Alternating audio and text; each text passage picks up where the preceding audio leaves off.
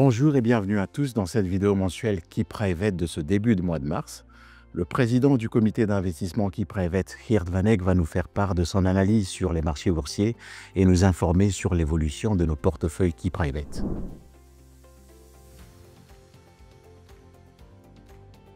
Ce qui se passe actuellement sur les marchés boursiers est assez curieux.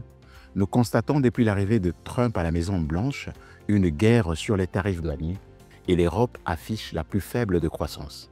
Malgré cela, l'Europe surperforme sur les 2 derniers mois l'Amérique. Et nous allons demander à Geert de nous expliquer tout cela en détail. Oui, en effet, le début de 2025 était très intéressant, je pense. Pour la première fois, on constate que les actions non américaines surperforment les actions américaines.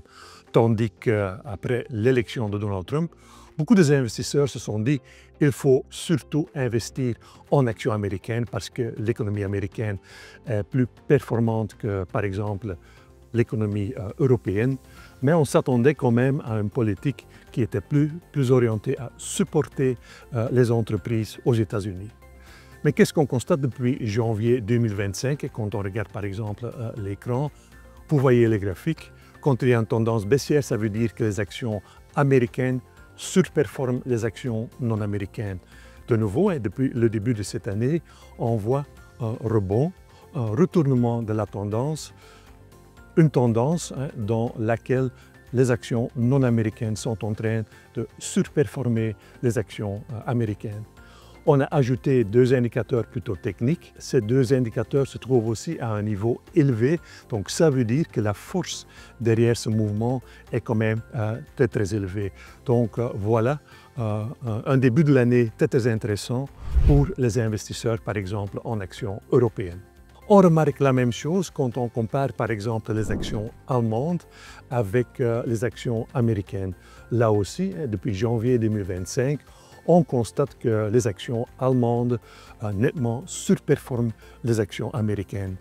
Et il ne faut pas oublier que le DAX, l'indice de référence pour les investissements en actions allemandes, est surtout un indice très industriel, avec des sociétés comme Siemens, mais aussi les constructeurs d'automobiles.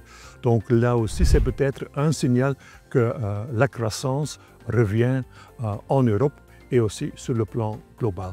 Donc voilà des signaux encourageants pour des investisseurs en actions européennes. Je pense aussi que la faiblesse des États-Unis est surtout liée à la faiblesse dans le secteur de la technologie. Mais vous le savez, le secteur de la technologie a une grande exposition dans le S&P 500, l'indice de référence pour les investissements en actions américaines, et aussi le MSCI World. On observe une énorme augmentation du pessimisme sur les marchés américains. Et en même temps, le S&P 500 reste proche de son record historique. Doit-on nous en inquiéter? Quel est l'avis du comité d'investissement? Oui, voilà aussi la deuxième partie de février a été assez faible pour les investisseurs en actions, surtout les investisseurs en actions américaines. Mais pour nous, pour le comité d'investissement, ça reste encore une correction dans une tendance haussière.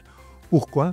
D'abord, on constate, si on regarde l'historique des performances du S&P 500 en février, depuis les années 50, on remarque toujours que la deuxième partie de février est une période plutôt faible pour le S&P 500. Donc voilà, ce qui se passe maintenant sur le marché américain est assez logique si on compare la performance avec l'histoire des années 50. Donc voilà, je pense que c'est assez normal. Deuxième chose, Sylvain l'a déjà dit, aujourd'hui, on remarque qu'une grande majorité des investisseurs américains est devenue très pessimiste. Même si on n'a qu'une correction de 6% pour le S&P 500 ou moins 10% pour le Nasdaq. Tandis que dans le passé, on avait des corrections de 30%, de 20%, et le pessimisme était élevé. Maintenant, déjà avec, je dirais, entre guillemets, une petite correction, on a déjà un grand nombre des investisseurs qui est devenu très pessimiste. Et on l'a dit assez souvent dans la vidéo quand la grande majorité des investisseurs est devenue très pessimiste, cela donne, ça va créer, je pense, des opportunités pour un investisseur à long terme. Donc aujourd'hui, la nervosité est élevée sur les marchés, mais le comité d'investissement pense que c'est toujours une correction dans une tendance haussière, Sylvain. Quels ont été nos rendements de nos portefeuilles Key Private durant le mois de février 2025? Nous allons demander à Geert de nous en faire part et de nous donner des explications, un commentaire sur ces résultats. Février 2025, et je pense que c'est quand même un mois remarquable parce qu'on constate que les actions européennes ont réalisé une performance positive de 3,60%, tandis que le MSCI World, indirectement un investissement en actions américaines, là, il y avait une performance négative de 2,50. Donc pour la première fois, ici quand même un grand écart entre la performance des actions européennes par rapport aux actions américaines. Voilà, cela fait que nos performances sont légèrement positives pendant le mois de février. Évidemment, nos portefeuilles sont aussi supportés par la belle performance du prix de l'or pendant le mois de février. Donc voilà, Sylvain, la première fois que l'Europe surperforme les actions américaines avec quand même un grand écart. Le comité d'investissement a également décidé de se positionner sur des actions des marchés émergents. Nous allons voir avec Geert quelles sont les raisons qui justifient cette décision. Aujourd'hui, on constate que les actions américaines surperforment les autres régions. Voilà un signal reçu par le comité d'investissement. On réagit. On va commencer avec la réduction de notre exposition sur le tracker MSCI World. Je me répète, le MSCI World est indirectement un investissement en actions américaines car les actions américaines représentent 70% de l'indice MSCI World. Donc voilà une première raison pour le faire. Deuxième raison, on le voit sur l'écran, le graphique. Dans le graphique, on compare la performance des actions chinoises avec les autres actions dans l'indice MSCI Emerging Markets, donc l'indice de référence pour les investissements en actions des pays émergents. Là aussi, il y avait une période assez longue, une tendance baissière. Donc ça veut dire que les autres régions ou les autres pays comme l'Inde, le Brésil ont surperformé la Chine. Mais de nouveau, un bon signal depuis le début de cette année, la Chine se réveille, les actions chinoises commencent à surperformer les autres pays, régions dans l'univers des pays émergents. Donc voilà deux raisons pour lesquelles le comité d'investissement a pris la décision donc, de réduire notre exposition sur le tracker MSCI World et d'investir dans le tracker MSCI Emerging Markets. Dans les portefeuilles traditionnels de Key Private, cela fait une rotation de 10 à 15%. Donc c'est une première exposition sur les actions des pays émergents. Et on va surtout surveiller la performance dans les mois qui arrivent. Quand, par exemple, les États-Unis, les actions américaines continuent à sous-performer les autres régions, on va évidemment continuer à réduire notre exposition sur le tracker MSCI World.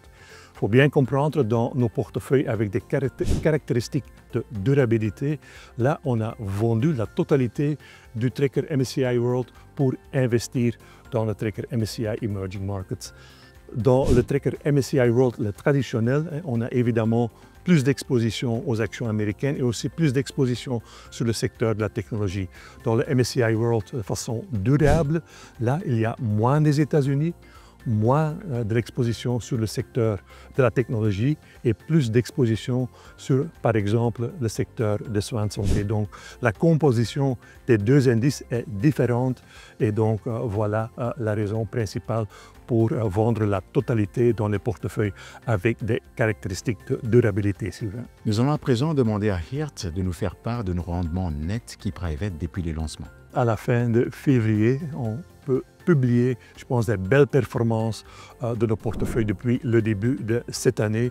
On est à 3,50 pour le profil équilibré, le profil 5 et presque 5% pour le profil 7. Donc évidemment supporté par notre exposition sur les actions européennes, mais aussi notre exposition sur le prix de l'or et 10-15% dans les portefeuilles traditionnelle. Donc voilà, nos portefeuilles sont bien supportés par la belle performance de certaines régions et de certaines matières premières. Nous vous remercions de nous avoir suivis et vous donnons rendez-vous pour le mois prochain. Merci et au revoir. À bientôt.